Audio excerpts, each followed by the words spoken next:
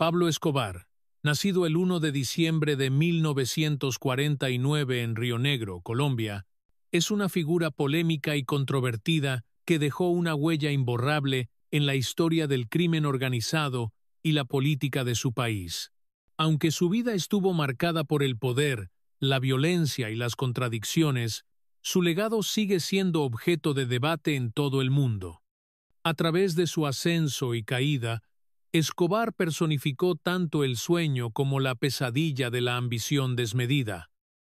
Escobar creció en un hogar humilde, donde las oportunidades eran escasas y los sacrificios diarios eran la norma. Su padre, Abel de Jesús Darí Escobar, era un granjero de origen campesino que luchaba constantemente para mantener a su familia. Aunque trabajador, Abel no logró prosperar económicamente, lo que generó tensiones dentro del hogar. Por otro lado, su madre, Hermilda de los Dolores Gaviria Berrio, ejerció como maestra de escuela y fue una figura central en la vida de Pablo. Hermilda no solo se ocupó de la educación formal de sus hijos, sino que también inculcó en ellos valores morales y éticos. Era conocida por su disciplina estricta y su capacidad para inspirar respeto, cualidades que marcaron a Escobar. Desde muy temprana edad, Pablo Escobar destacó por su inteligencia y su carisma natural. Era conocido entre sus compañeros por su habilidad para liderar y persuadir, cualidades que lo convertían en una figura influyente incluso en su entorno escolar. Sin embargo, estas mismas características también lo llevarían a explorar caminos poco convencionales. A medida que crecía, Escobar comenzó a mostrar una ambición insaciable, alimentada por el deseo de escapar de la pobreza extrema que había marcado su infancia. Durante su adolescencia, Escobar empezó a involucrarse en actividades ilegales menores, como el tráfico de contrabando y la venta de falsificaciones. Estas primeras experiencias le enseñaron las reglas implícitas del mercado negro: cómo negociar, cómo evitar ser detectado y cómo aprovecharse de las debilidades del sistema.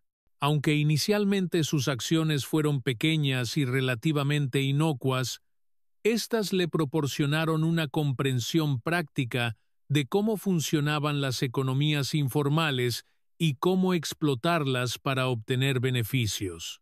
Uno de sus primeros negocios fue el robo de lápidas en cementerios locales, las cuales limpiaba y revendía a familias que buscaban opciones más económicas para honrar a sus difuntos. Este tipo de actividades refleja no solo su astucia comercial, sino también su disposición a cruzar límites éticos si eso significaba avanzar hacia sus objetivos. La infancia y adolescencia de Escobar estuvo profundamente marcada por las limitaciones sociales y económicas de su tiempo. Medellín, a pesar de su crecimiento industrial, era una ciudad polarizada donde la riqueza estaba concentrada en manos de unos pocos, mientras que la mayoría de la población vivía en condiciones precarias. Esta desigualdad extrema dejó una huella duradera en Escobar, quien posteriormente utilizaría su origen humilde como justificación para algunas de sus acciones más controvertidas. Esta etapa de su vida es fundamental para entender su transformación de un joven ambicioso a uno de los criminales más notorios de la historia.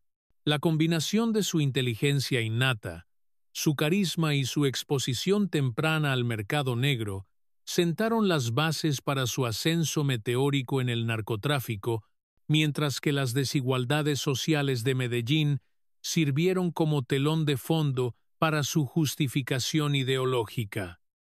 La década de 1970 marcó un punto de inflexión decisivo en la vida de Pablo Escobar.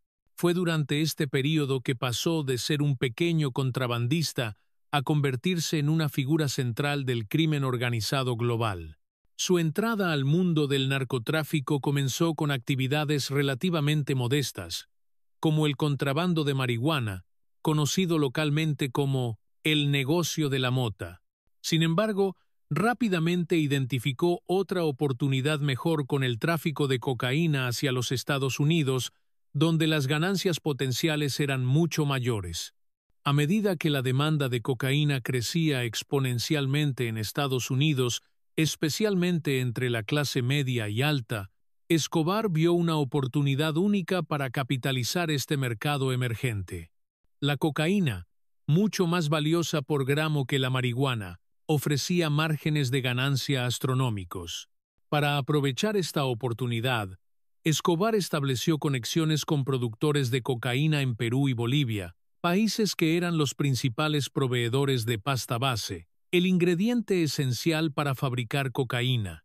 Mediante sobornos, amenazas y acuerdos estratégicos, logró consolidar una red de suministro eficiente que le permitió abastecer grandes cantidades de droga hacia los Estados Unidos. Escobar innovó con el uso de aviones privados, barcos y hasta submarinos artesanales para evadir las autoridades. Esta combinación de logística avanzada y corrupción generalizada sentó las bases de su imperio criminal. En 1976, Escobar formalizó su dominio en el mundo del narcotráfico al fundar el Cartel de Medellín, una organización criminal que llegaría a ser una de las más poderosas y temidas en la historia del crimen organizado. El cartel no era simplemente una red de traficantes, era una estructura empresarial compleja que incluía producción, transporte, distribución y lavado de dinero. Bajo el liderazgo de Escobar, el Cartel de Medellín operaba como una corporación multinacional, con divisiones especializadas en cada etapa del proceso. Escobar compartió el poder dentro del cartel con otros notorios capos, como Carlos Leder, Gonzalo Rodríguez Gacha, el mexicano, y los hermanos Jorge Luis y Juan David Ochoa. Sin embargo, fue Escobar quien emergió como la figura más visible y poderosa del grupo, gracias a su carisma, astucia y disposición para usar la violencia como herramienta de control. Conforme el cartel de Medellín expandía su influencia, también enfrentó resistencia tanto de las autoridades colombianas como de otros grupos criminales. Uno de sus principales rivales fue el Cartel de Cali, liderado por los hermanos Rodríguez Orejuela, quienes buscaban competir por el control del lucrativo mercado de la cocaína. Estas tensiones desencadenaron una guerra sin cuartel entre los dos carteles, caracterizada por asesinatos selectivos, atentados y secuestros. Escobar demostró ser un estratega implacable, utilizando tácticas brutales para eliminar a sus competidores y consolidar su poder. No dudaba en recurrir a la intimidación, el asesinato y el terror para mantener el control sobre sus operaciones y silenciar a cualquier oponente. Por ejemplo, ordenó múltiples ataques contra jueces, políticos y policías que intentaban obstaculizar sus negocios. También implementó una política de plata o plomo, ofreciendo sobornos a funcionarios públicos y eliminando físicamente a aquellos que se negaban a cooperar. La década de 1980 marcó el punto culminante del poder y la influencia de Pablo Escobar, tanto dentro como fuera de Colombia. Durante este período, Escobar no solo consolidó su dominio en el mundo del narcotráfico, sino que también se convirtió en una figura pública controvertida, admirada por algunos sectores de la población y temida por otros. A pesar de su reputación como uno de los criminales más peligrosos del mundo, Escobar logró ganarse el cariño de muchas comunidades pobres en Medellín y otras partes de Colombia. Utilizó parte de su inmensa fortuna para financiar proyectos sociales, construyendo viviendas, escuelas, canchas deportivas y hospitales en barrios marginados. Estas iniciativas le permitieron presentarse como un Robin Hood moderno, alguien que robaba a los ricos y al sistema para dar a los pobres.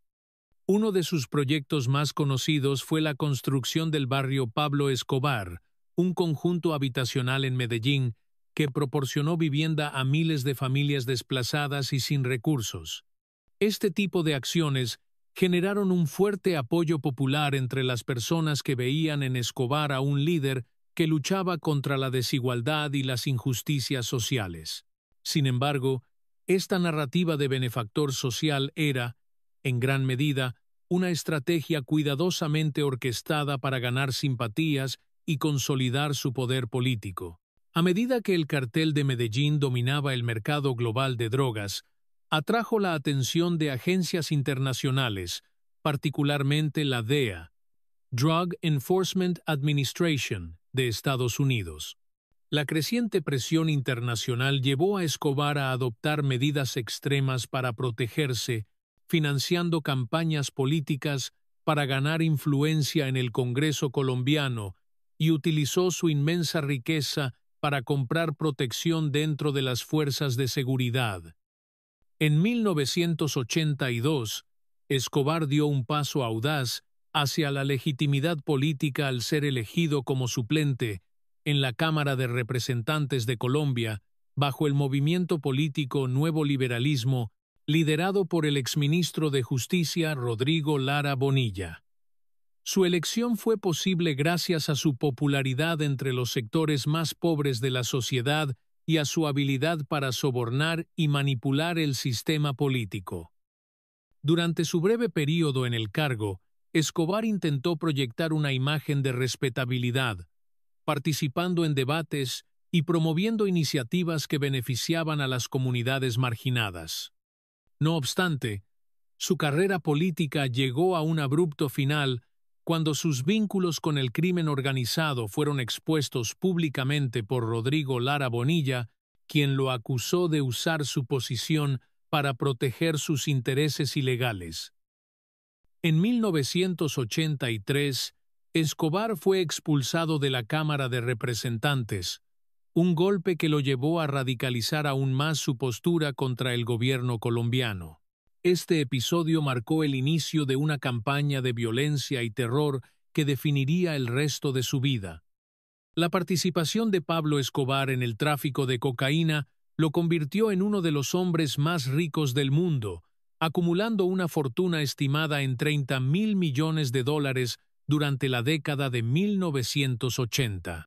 Controlando hasta el 80% del mercado de cocaína hacia los Estados Unidos, el cartel de Medellín operaba como una corporación multinacional, gestionando desde la producción en laboratorios clandestinos hasta la distribución en ciudades como Miami, Nueva York y Los Ángeles. Generaba ingresos diarios equivalentes a millones de dólares, lo que le permitió llevar un estilo de vida opulento. Construyó mansiones extravagantes, como en Nápoles, una finca con un zoológico privado que albergaba animales exóticos. Compró propiedades en todo el mundo y acumuló vehículos de lujo, aviones privados y yates, pero su éxito tuvo consecuencias devastadoras para Colombia. La violencia asociada con el narcotráfico aumentó drásticamente, dejando miles de muertes y sembrando el caos en ciudades como Medellín. Además, la corrupción penetró todos los niveles del gobierno y las instituciones, socavando la estabilidad del país. Su inmensa riqueza no solo financió lujos personales, sino que también sirvió como herramienta para proyectar poder e intimidar a sus rivales, consolidando su dominio en el mundo criminal. Todas estas acciones solo intensificaron la persecución en su contra. En 1991, bajo una creciente presión internacional liderada por Estados Unidos y una fuerte ofensiva del gobierno colombiano, Escobar decidió negociar su rendición. Este acuerdo fue posible gracias a una ley promulgada por el presidente César Gaviria que permitía a los narcotraficantes purgar sus sentencias en prisiones colombianas en lugar de ser extraditados a Estados Unidos. Sin embargo, Escobar impuso una única condición. Él mismo diseñaría y supervisaría su prisión. El resultado fue La Catedral, una cárcel ubicada en las afueras de Medellín que más parecía una mansión de lujo que una instalación penitenciaria. Equipada con televisores, jacuzzis, bares y canchas deportivas, Esta prisión le permitió mantener un estilo de vida opulento mientras supuestamente cumplía su condena. Desde allí, continuó dirigiendo sus operaciones criminales, recibiendo visitas de socios y sicarios. Pero este arreglo no duró mucho. En julio de 1992, ante rumores de que Escobar planeaba escapar y retomar sus actividades ilegales, las autoridades colombianas decidieron trasladarlo a otra prisión de alta seguridad. Alertado de esta operación, Escobar huyó antes de que los agentes llegaran a La Catedral.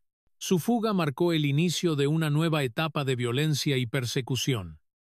Tras su escape, Escobar se convirtió en el objetivo principal de una unidad especial de fuerzas de seguridad colombianas, conocida como el Bloque de Búsqueda, respaldada por asesores y tecnología proporcionada por la DEA y la CIA estadounidenses.